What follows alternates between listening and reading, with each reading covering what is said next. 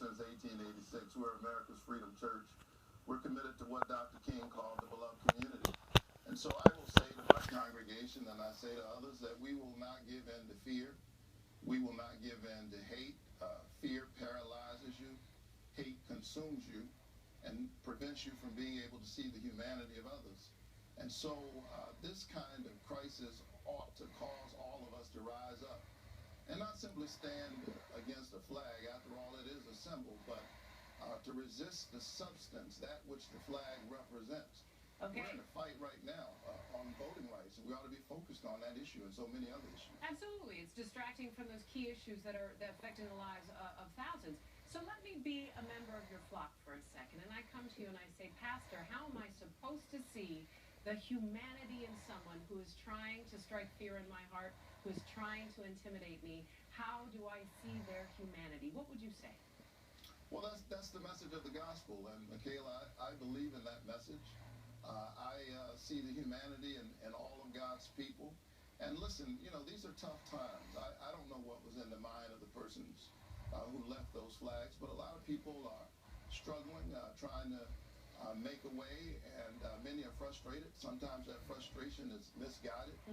And I'd like to get a chance. The flag was left like a doormat at the door to focus on building, to step on. The beloved community, on fighting for a country that works for everybody. Right. And so we'll move from this crisis.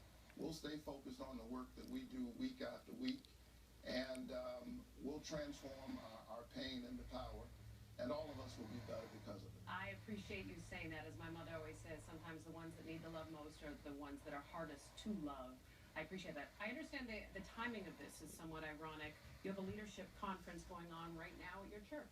That's right. We were gathering yesterday morning, a group of clergy all across the country. We convened them at Ebenezer, the house of Martin Luther King Jr., to talk about mass incarceration. The president and others have been talking about this. America is 5% of the world's population. We warehouse 25% of the world's prisoners. We've got to make sure that our young people are not caught up in this pipeline that leads from the cradle to the prison system. The outcomes are terrible.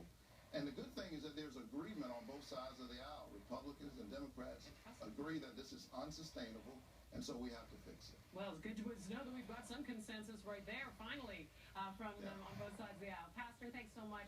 We wish you well. Thank you for joining us today. Thank you so much. We've got the good stuff coming your way.